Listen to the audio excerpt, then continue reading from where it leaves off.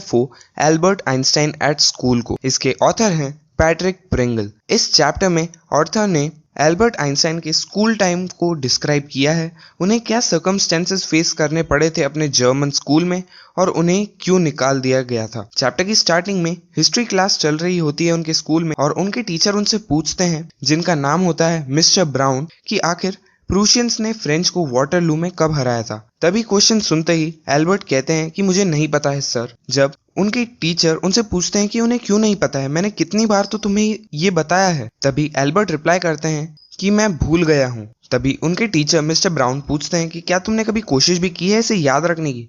तभी एल्बर्ट कहते हैं हॉनेस्टली नो सर। और जब उनके टीचर पूछते हैं कि तुम इसे याद क्यों नहीं रखते हो, तभी एल्बर्ट रिप्लाई करते हैं कि मुझे कोई सेंस नहीं लगता इन डेट्स को याद रखने में। हमें जब भी इनकी ज़रूरत पड़ती है हम बुक्स में से देखकर पता लगा सकते हैं कि कब क्या हुआ था। तब ये सुनते ही मिस्टर ब्राउन स्पीचलेस हो जाते हैं और कुछ देर बाद कहते हैं कि तुम हमेशा मुझे अमेज कर देते हो आइंस्टाइन, पर तुम्हें पता भी है कि ज़्यादातर चीज़ें जो हम पढ़ते हैं वो हम बुक्स में से देख सकते हैं और ये सभी फैक्ट्स पर अप्लाई करता है जो हम स्कूल में पढ़ते हैं। तो तुम इन सबको भी क्यों पढ़ते हो और तुम्हें इन सबको भी पढ़ने का कोई सेंस नहीं लगता होगा। तभी एल्बर्ट फ्रैंकली रिप्लाई करते हैं कि हाँ, मुझे कोई सेंस नहीं लगता है इन सबको पढ़ने का। तभी उनके टीचर उनसे पूछते हैं, क्या तुम एजुकेशन सिस्टम में बिलीव नहीं रखते हो। तभी एल्बर्ट रिप्लाई करते हैं कि नहीं, मैं एजुकेशन सिस्टम को बिलीव करता हूँ, पर मैं सोचता हूँ कि एजुकेशन का मतलब कभी भी फैक्ट्स को सिर्फ याद रखना नहीं होता है। और तभी उनके हिस्ट्री टीचर कहते हैं, तो चलो आज तुम इस क्लास को बताओ कि आइंस्टाइन की थ्योरी ऑफ एजुकेशन क्या है। तभी आइंस्टाइन को काफ़ी शर्म आ जाती है और उसके बाद वो कहते हैं कि फैक्ट्स को याद करना असली एजुकेशन नहीं है, वो किसी भी काम नहीं आते हैं, पर जो एक्चुअल चीज़ है जो हमारे काम आती है वो है आइडियाज़। इन डेट्स को याद रखने में कोई फ़ायदा नहीं होता है कि कौन से बैटल्स कब हुए थे, किस आर्मी ने कितने लोगों को मारा है या किस आर्मी ने ज़्यादा लोगों को मारा। मैं इन सब चीज़ों को पढ़ने में इंटरेस्टेड नहीं हूँ, बल्कि मैं ये जानना चाहता हूँ कि आखिर वो सोल्जर्स एक दूसरे को क्यों मारना चाहते थे। और तभी आइंस्टाइन को मिस्टर ब्राउन रोक देते हैं और वो उन्हें काफ़ी गुस्से से देख रहे होते हैं और वो कहते हैं कि हमें तुमसे कोई लेक्चर नहीं चाहिए आइंस्टाइन, और आज तुम्हें एक एक्स्ट्रा पीरियड के लिए रुकना होगा। पर मैं जानता हूँ कि आज तुम जो एक्स्ट्रा पीरियड में रुकोगे वो भी तुम्हारे कोई काम नहीं आएगा और वैसे भी इससे हमारे स्कूल को कोई फ़ायदा नहीं पहुँचेगा। मुझे तो समझ नहीं आता कि आखिर तुम स्कूल आते ही क्यों हो। और तभी एल्बर्ट कहते हैं कि मैं अपनी इच्छा से इस स्कूल में नहीं आ रहा हूँ सर। और तभी उनके सर कहते हैं कि तुम कितने अनग्रेटफुल हो, तुम्हें स्कूल आने का प्रिविलेज मिल रहा है और तुम कहते हो कि मुझे स्कूल आना बिल्कुल पसंद नहीं हो। तुम्हें अपने आप पर शर्म आनी चाहिए और मैं तुम्हें सजेशन देता हूँ कि तुम अपने फादर से जाकर कहो कि वो तुम्हें स्कूल से निकाल लें। तब एल्बर्ट को बहुत बुरा लगता है जब वो दिन के समय में स्कूल से वापस जा रहे होते हैं। इसके बाद ऑथर हमें बताते हैं कि सिर्फ ये ही दिन इतना खराब नहीं था, बल्कि एल्बर्ट के ज़्यादातर दिन इतने ही खराब जाते थे क्योंकि उसे हर दिन इसी जगह पर जाना पड़ता था जिसे वो एक्चुअल में हेट करता था। और वो सोचता था कि काश उनके फादर उन्हें इस स्कूल से जल्दी ही ले जाएं, पर ऐसा उनके फादर से पूछना भी बेकार था क्योंकि एल्बर्ट जानते थे कि हमेशा इसका आंसर यही होगा कि तुम्हें वहाँ पर तब तक रहना होगा जब तक तुम्हें डिप्लोमा नहीं मिल जाता। इसके बाद ऑथर हमें बताते हैं कि स्कूल के बाद जब वो अपने घर की तरफ जाते थे तब भी वो बिल्कुल खुश नहीं होते थे क्योंकि वो एक रेंटेड रूम में रहते थे क्योंकि उनके फादर के पास काफ़ी कम पैसे थे एल्बर्ट पे खर्च करने के लिए। इसीलिए वो सबसे पुअरेस्ट क्वार्टर्स में रहते थे मुनिच के। मुनिच उनके शहर का नाम है जहाँ पर एल्बर्ट अभी रह रहे हैं, जिसमें एल्बर्ट को कोई फ़र्क नहीं पड़ता था वहाँ के बेकार खाने से या फिर वहाँ पर रहने के अनकम्फर्ट से। पर जो सबसे ज़्यादा चीज़ जो वहाँ पर एल्बर्ट हेट करते थे वो थी स्लम वायलेंस। जितना भी वायलेंस होता था उस स्लम में वो एल्बर्ट को बिल्कुल पसंद नहीं था। वो बताते हैं कि उनके रूम की जो लैंड लेडी थी, मतलब जो मालकिन थी, वो हमेशा अपने बच्चों को मारती रहती थी और जब भी उनके हस्बैंड सैटरडे को वापस आते थे तब वो ड्रंक होते थे और वो आकर उन्हें मारते थे। इसके बाद ऑथर के एक फ्रेंड होते हैं यूरी, वो कहते हैं कि कम से कम तुम्हारे पास एक रूम तो है रहने के लिए, वो ही बहुत बड़ी बात है।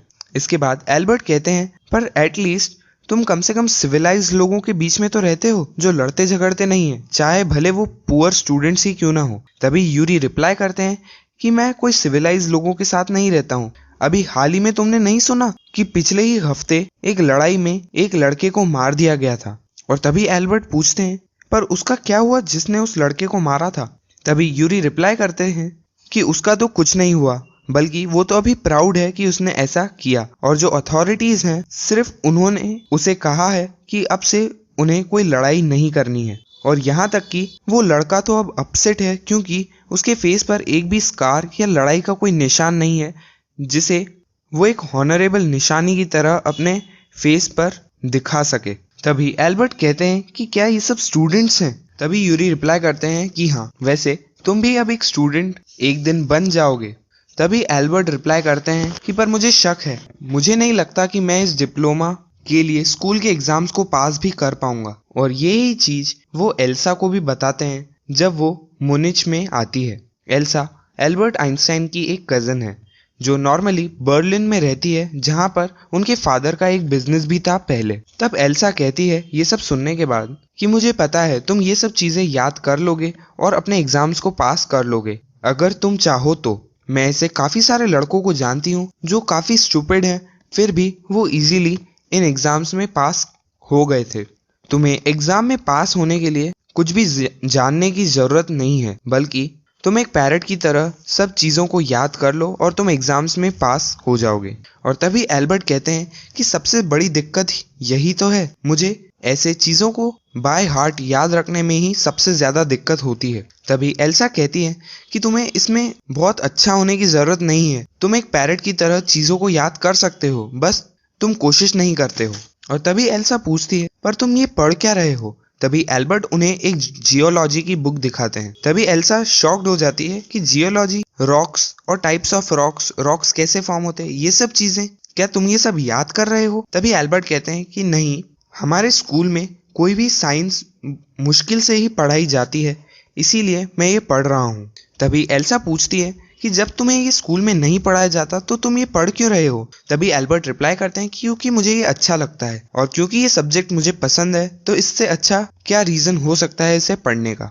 तभी एल्सा कहती है कि तुम सही कह रहे हो, पर ये चीज तुम्हें डिप्लोमा लेने में हेल्प नहीं करेगी। इसके बाद ऑथर हमें बताते हैं कि एल्बर्ट साइंस की बुक्स के अलावा सिर्फ म्यूजिक ही था जो उन्हें कंफर्टेबल फील कराता था।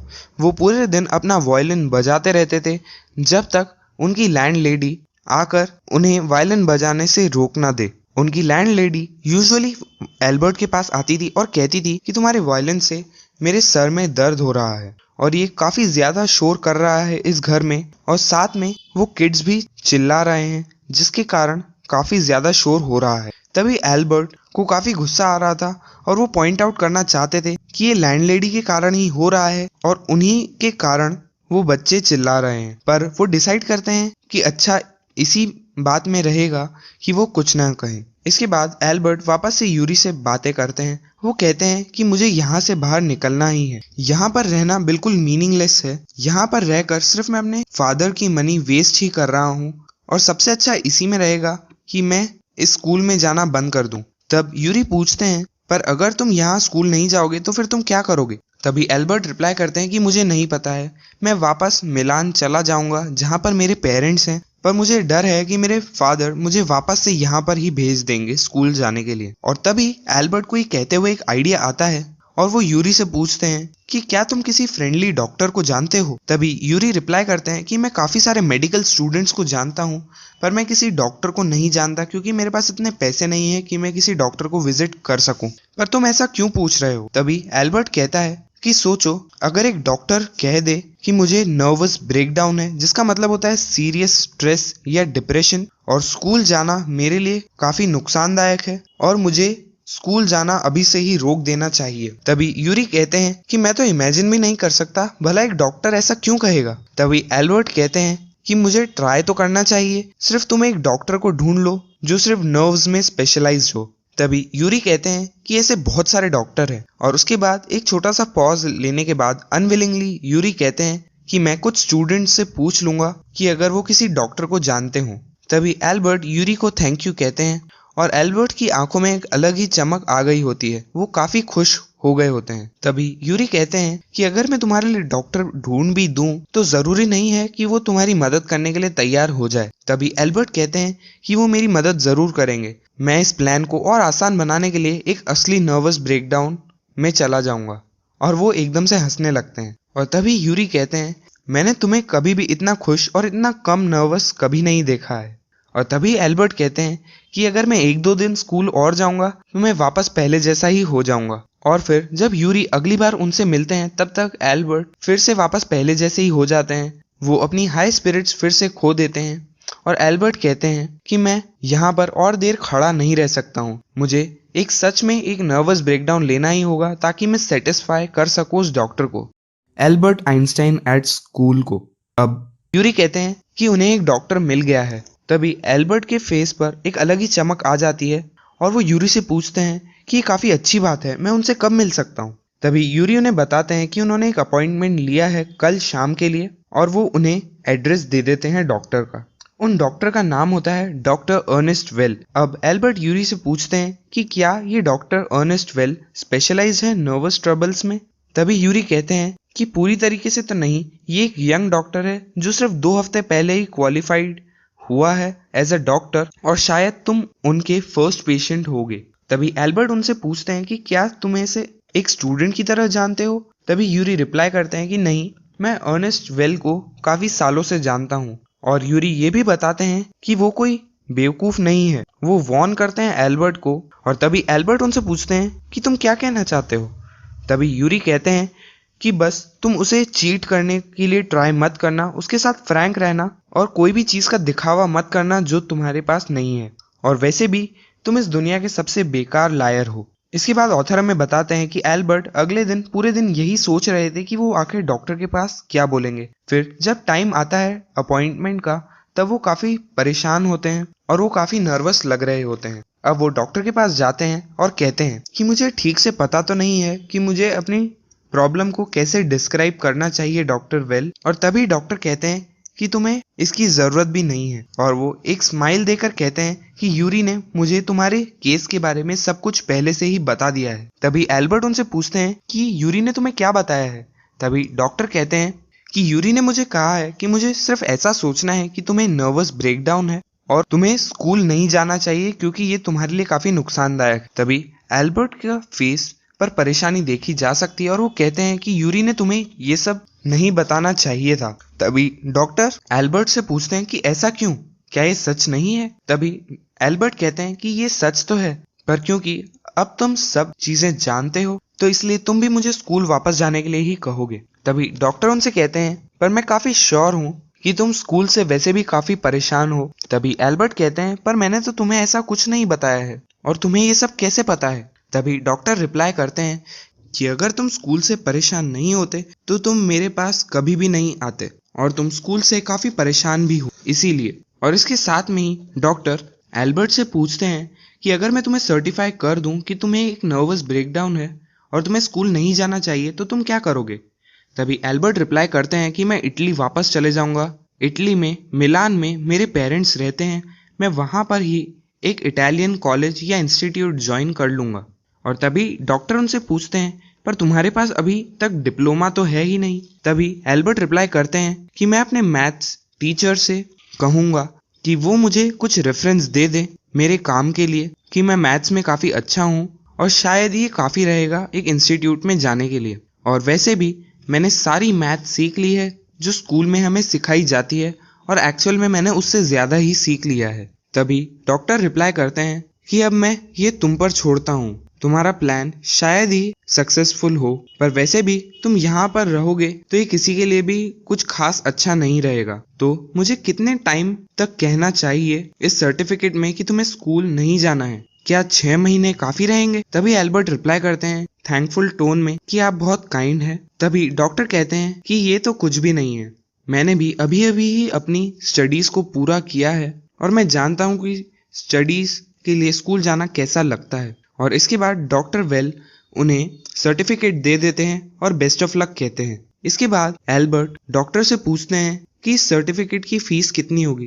तभी डॉक्टर उन्हें कहते हैं कि कुछ नहीं, तुम्हें इसके लिए कुछ नहीं देना है, बस तुम यूरी को एक बार डिनर करवा देना, वो मेरा काफी अच्छा दोस्त है और अब शायद तुम भी मेरे काफी अच्छे दोस्त बन गए हो, ऐसा मैं सोचता हूँ। इसके बाद ऑथर हमें बताते हैं कि एल्बर्ट के पास एक्चुअल में कोई मनी नहीं थी उस डॉक्टर को देने के लिए, पर वो सिर्फ प्रिटेंड करते हैं कि उनके पास मनी थी और फिर वो यूरी को डिनर के लिए लेकर जाते हैं। इसके बाद ऑथर यूरी को अपना सर्टिफिकेट दिखाते हैं और उनसे पूछते हैं कि ये कितना वंडरफुल है।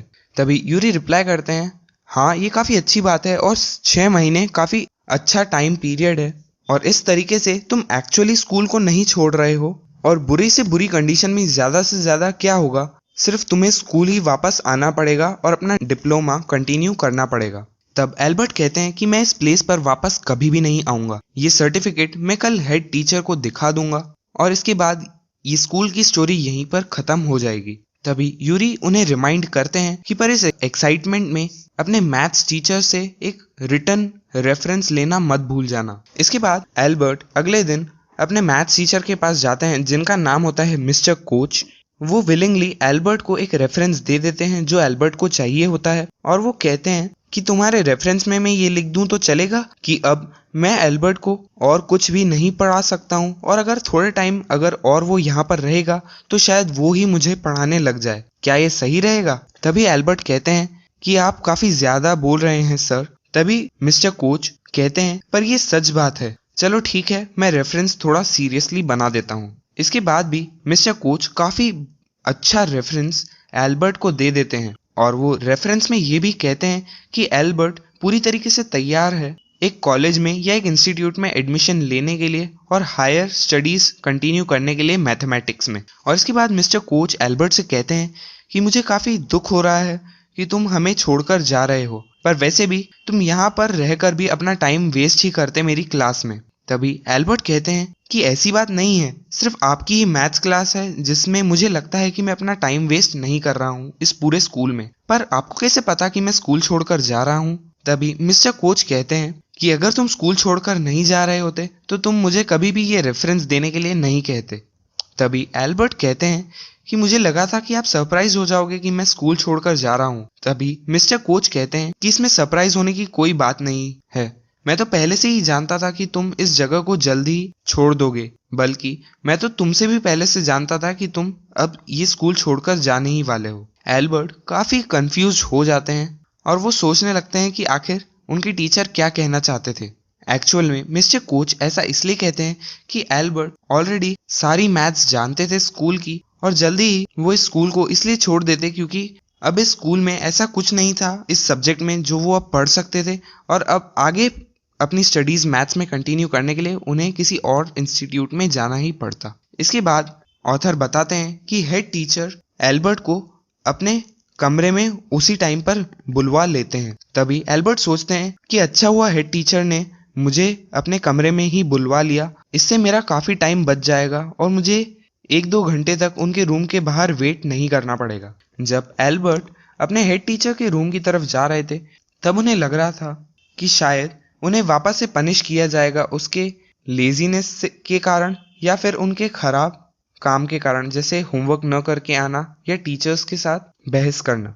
पर वो ये भी सोचते हैं कि अब उन्हें इन सब पनिशमेंट से छुटकारा जल्दी ही मिल जाएगा। तभी हेड टीचर उनसे कहते हैं जब एल्बर्ट वहां पर पहुंचते हैं कि अब मैं तुम्हें कोई पनिशमेंट नहीं देने वाला हूँ, तुम्हारा वर्क काफी टेरेबल है और मैं तुम्हें अपने स्कूल में और ज्यादा देर तक नहीं रख सकता हूँ और मैं चाहता हूँ तुम इस स्कूल को जल्दी ही छोड़ दो। तभी एल्बर्ट कहते हैं क्या मुझे स्कूल अभी छोड़ना होगा? तभी उनकी टीचर कहते हैं कि हाँ तुम्हें ये स्कूल छोड़ना होगा। तभी एल्बर्ट कहते हैं क्या मुझे निकाला जा रहा है? तभी उनके हेड टीचर कहते हैं कि तुम्हें जो सोचना है वो तुम सोच लो, पर सबसे अच्छी चीज यही रहेगी कि तुम अपने हिसाब से जाओ और ये स्कूल तुम छोड़ दो। तभी एल्बर्ट पूछते हैं कि आखिर मैंने ऐसा क्या किया है जो मुझे स्कूल से निकाला जा रहा है?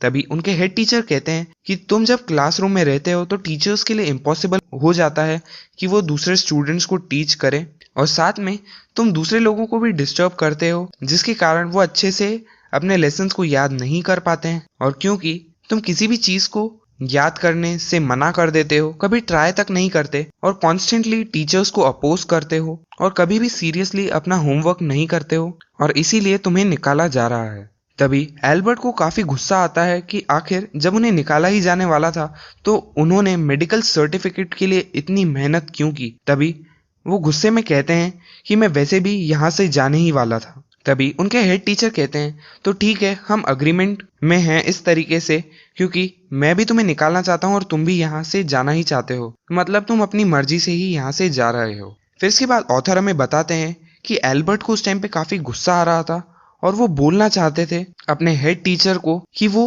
उनके स्कूल के बारे में क्या सोचते थे, पर फिर वो अपने आप को रोक लेते हैं और बिना कुछ कहे अपने सर को ऊपर की तरफ रखते हुए वो वहां से बाहर चले जाते हैं।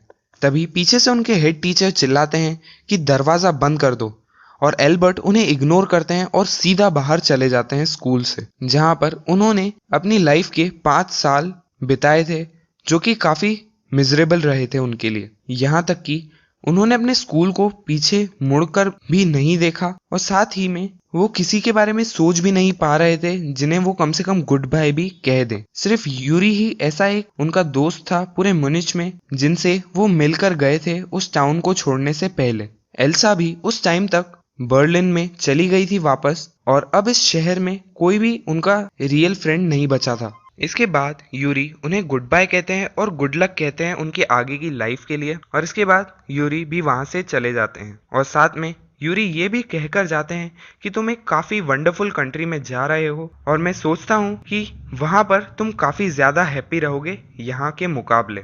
और इसी के साथ खत्म होता है chapter Albert Einstein at school.